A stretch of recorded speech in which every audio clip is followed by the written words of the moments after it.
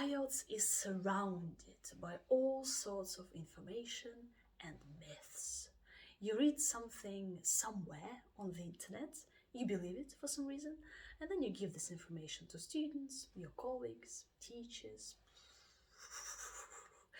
So today we're going to be talking about five top myths about IELTS. I do know because I rub shoulders with IELTS examiners, ex-IELTS examiners, and I check this information. Well, I check all the information with official IELTS test centers, and also I've taken the exam myself several times, so I do know certain things. So the first myth is about IELTS preparation. Yeah, because many students think that, okay, I need IELTS, I want to go to Canada tomorrow or next week. How do I go to Canada? I need this exam, okay, or whatever. My level is elementary, so I need IELTS. I go and start preparing. Yay! And then you have students who tell you, well, I need an 8, but I need an 8 in 2 weeks. My level is pretty intermediate. Help me. So students have no idea whatsoever which level they should start with to prepare for IELTS, and they have no idea that they do need a good level of general English to start preparing for IELTS.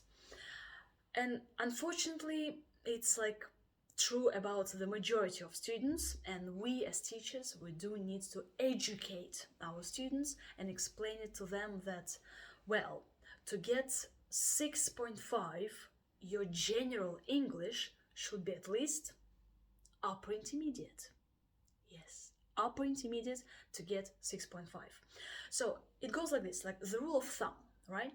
So if you want 6.5 or 6, your general English should be one level above. All right? So for example, to get a 7, you need advanced level of general English to ensure this 7. Okay? To get an 8, you should be proficient in general English. So okay, one level above. Okay? Proficient, I mean like C2 already. And then you can easily get an 8 with your C2 level of English, just to get to know task types and IELTS format, and Bob's your uncle. So, preparation. You need a solid level of general English to start preparing for IELTS if you wanna get 6 and above. Some students do need 5. Well, 5 you can get with intermediate level. It's possible, yeah, to tune into certain tasks, certain formats, IELTS format, and yes, it's possible. So the higher the level, the better, right? Usually we don't start preparing for IELTS with pre-intermediate. We first get our general English at least to strong intermediate or end of intermediate level, and then we start preparing for IELTS. Ideally, your general English is upper intermediate, and then you start your IELTS preparation, okay? Ideally, but yeah, not always the case. So with an upper intermediate level of English, it's much easier to get prepared for IELTS, to understand IELTS reading, to write IELTS essays, for 6, for 6.5, for 7, right? Like strong upper intermediate level already before you start your IELTS preparation. Right, okay, moving on.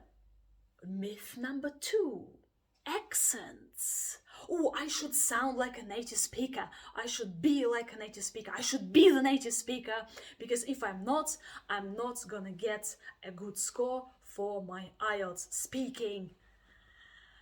Well, I'm Russian and I do have an accent, right? And what was my score for IELTS speaking? It was a 9. Oh, and it was 8.5. So I could easily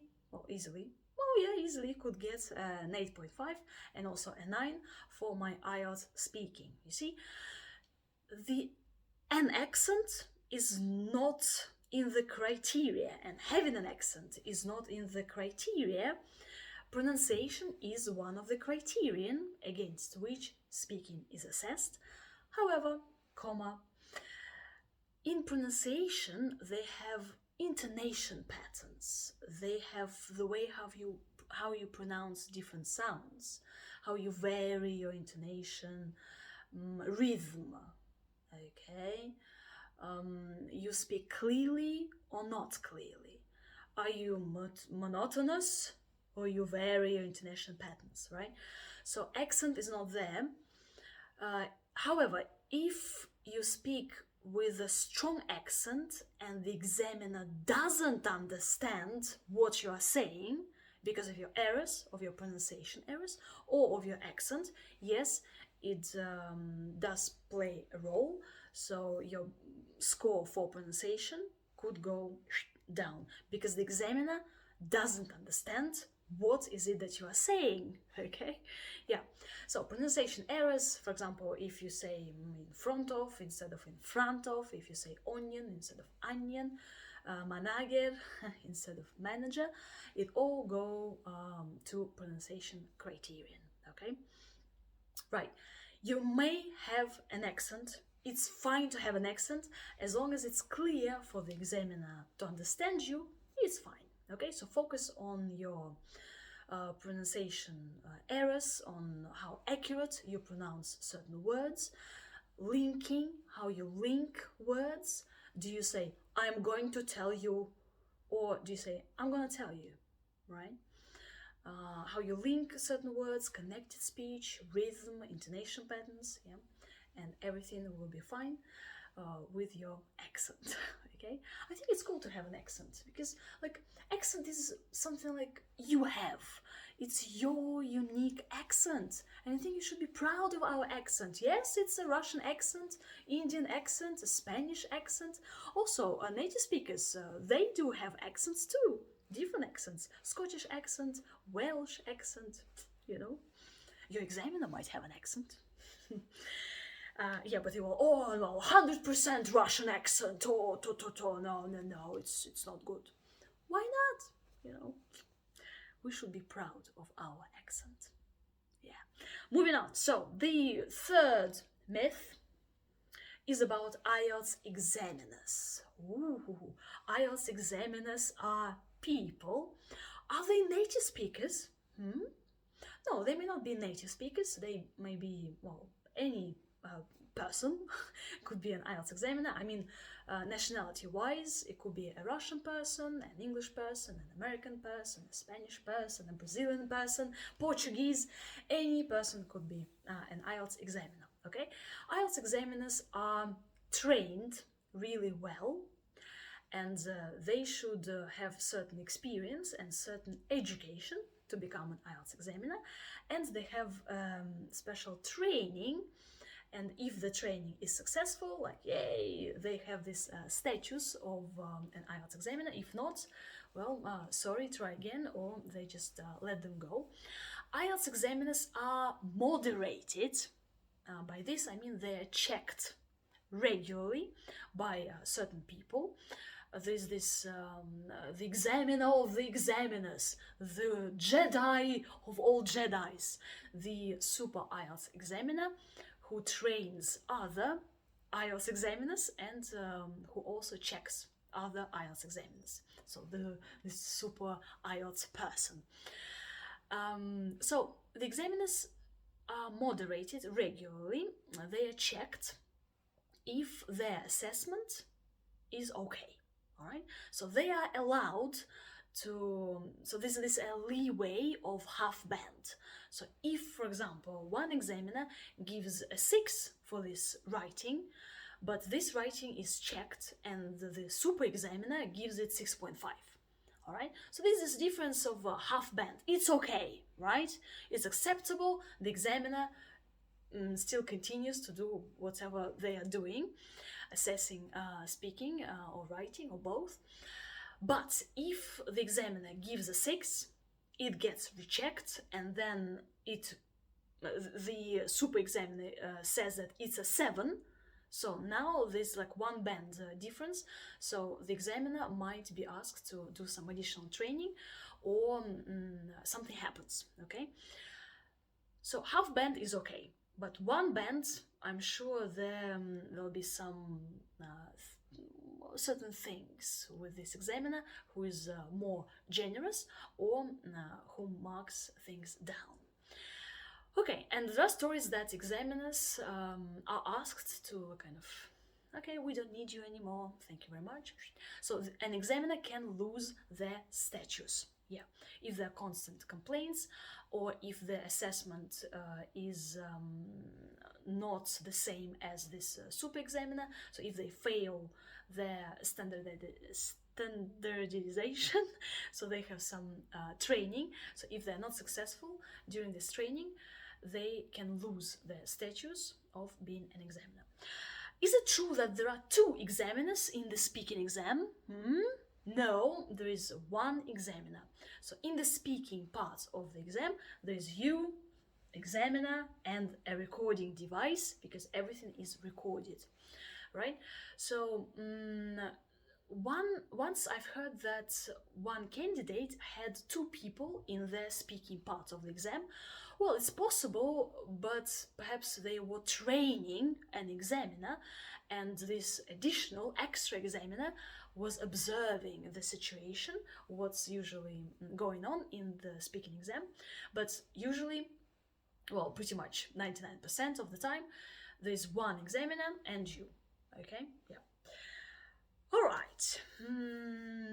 Now, assessment. There is a popular myth about the writing and speaking assessment.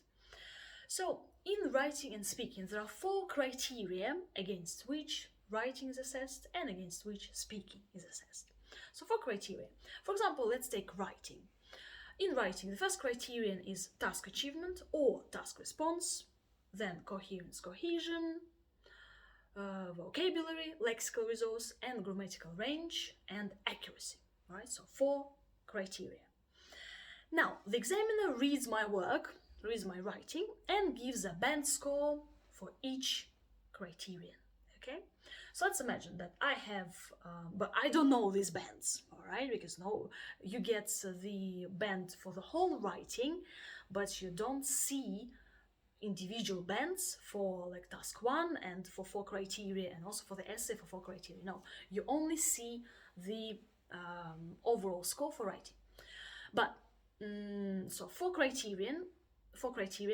So for the first one, I get 7, coherence, cohesion 7, then lexical resources 7, grammatical range and accuracy is 6. I made loads of mistakes, okay, with articles. So what's the overall score for writing? I get 7, 7, 7, 6. You would say, yeah, it's a 7, right? It goes up. Hey. No. Writing is assessed in a ruthless kind of way. 7, 7, 7, 6 gives you 6.5 for writing. The same for speaking, okay? 7, 7, 7, 6 gives you 6.5 for the speaking part. I know you might read some other information on the internet. Well, first check your source. Who wrote it? Who was this person, right? Where did they get this information from? If they tell you that it's a 7, I've checked with IELTS official IELTS test centers with IELTS examiners, and the truth is that 7776 is 6.5 for writing, the same for speaking. All right? Trust me. You can check it if you want. You can call your IELTS test center and ask them. You can, again, ask ex-IELTS examiners, but actually ex-IELTS examiners may not know, because it's not their job to calculate the overall score for writing. Their job as examiners is to give 4 scores for 4 criteria. Yeah, they don't care about, like, the calculations and how this 3 7s and 1 6, is it like 6, 6.5? So they may not know. Okay, now, myth number 5 is about vocabulary and about idioms. Many people think that they must use idioms in their writing or speaking to get a high score. So if I want a 9 or an 8, I must use idioms, idioms, idioms. No, no. If you read official band descriptors, okay, for writing and speaking, official band descriptors, for example, to get a 7, I need to do this, this, and that, okay? There isn't any information about idioms, okay? I don't even see a word idiom there. Woohoo! But what I do see is idiomatic language. And it's true that if you want 7 and above, 7, 8, 8.5, 9, you should use idiomatic language accurately, naturally, in the right context. Okay? Idiomatic language, what is it? Yes, idiomatic language does include idioms, but not only idioms. Idiomatic language is about phrasal verbs, it's about collocations, it's about idiomatic expressions, so metaphors. So if I say like, oh, it was my birthday yesterday, went to a restaurant, or I pigged out. I was pigging out. Yeah, to pig out is a phrasal verb, and it's used in a metaphorical kind of way, right? To pig out doesn't mean that I ate like a pig out. It means that I ate a lot, okay? So, if you use language and there's a metaphor in there, the words don't mean exactly what, well, it's not about their literal meaning, but it's about metaphorical meaning. So this is what you want, all right? Very often students memorize lists of idioms that they find online, and they go to the exam and they use all these idioms. They might use up to 10 idioms in one speaking exam, and then the examiner just like, really?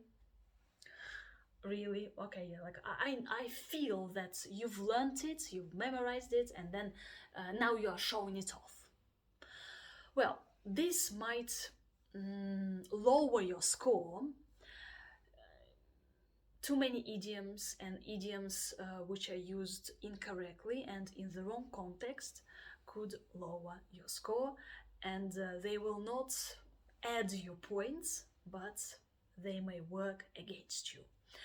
That's why, yes, feel free to use phrasal verbs. Phrasal verbs are cool because, well, I think it's easier to use certain phrasal verbs, and they might be easier to use rather than idioms or idiomatic language. But phrasal verbs are idiomatic language, right? Anyway, guys, so use phrasal verbs, different collocations, idiomatic expressions, but if you're not sure, if you're not 200% sure of how to use this idiom, better not, okay? Because, like, can you get a 9 without using any idioms? Yes, you can. You can. You can get a 9 just by using some phrasal verbs correctly, naturally, in the right context. Just by using some idiomatic expressions, yes, you can get a 9. But avoid using idioms if you are not sure, and please avoid using idioms in writing, okay? Because usually we don't use idioms in writing. Well, there are certain idioms that we do use, the same as phrasal verbs. There are certain formal phrasal verbs that we can use in writing, such as narrow down, single out. Idioms, on the one hand, this is an idiom. On the other hand, this is an idiom, you know. It's not like on the one hand. It's on the one hand. It's used metaphorically, okay? Right. Thank you very much. Now these are 5 myths. So the first one was about preparation. The second is about accents. It's okay to have an accent as long as it's clear what you are saying. Third was about IELTS examiners. They are native speakers, non-native speakers. Yeah, they are moderated, they are checked. And actually sometimes IELTS examiners are required to take IELTS themselves, and if they are asked to take the exam, they must have a 9 for writing or speaking, and speaking, yeah, a 9. Okay. Oh, one more thing about IELTS examiners is that now at an official IELTS test center, they have a speaking examiner, so a local speaking examiner, but writing is checked online. So writing works are scanned on a special scanner and sent somewhere to be checked, and the examiners check writing on screen. Okay, so in the IELTS test center, they assess only speaking. So face to face with an examiner, you go to your speaking test. So there's a real person and a speaking examiner. Writing is sent somewhere to be checked by examiners on screen. And they say that these writing examiners are now in Canada, in the UK, in Australia perhaps, but nobody actually knows where exactly they are and where they send these writing.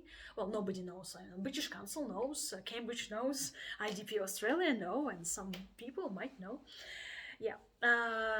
Okay, and assessment, right? So writing and speaking are assessed in a bit different way because the band score is rounded down. It goes down rather than going up. When we calculate the overall writing, when we calculate the overall score for the whole exam, for listening, reading, writing, speaking, the overall score for the exam is rounded up, but writing and speaking goes down. Yeah, so 7, 7, 7, and 6 gives you 6.5 for writing or speaking. Okay, and vocabulary, we talked about idioms. So make sure that you are very careful with your idioms. When in doubt, avoid using idioms. Yeah, actually during this talk, I used a couple of idioms and phrasal verbs. Oh, I used Bob's your uncle. Yeah, there you go. So think how natural it was, if it was natural. Okay, thank you very much for listening. Have a nice day, evening, morning, whatever life, and subscribe, write to me, and let's stay in touch. No IELTS myths anymore. Trust your sources, okay? If you read any IELTS information online, make sure that the first thing you do is you check who wrote it, what the website is all about. There are actually 3 bodies that you can trust: British Council, IDP Australia, and Cambridge. Cambridge makes IELTS tests. IDP Australia is the place where IELTS was born. Yes, it's an Australian exam. And British Council helps, or it gives rights to different schools to administer IELTS. Okay, so these 3 bodies are fine. Maria is okay. Simon IELTS is okay. IELTS Liz are all fine. So make sure that you check your sources.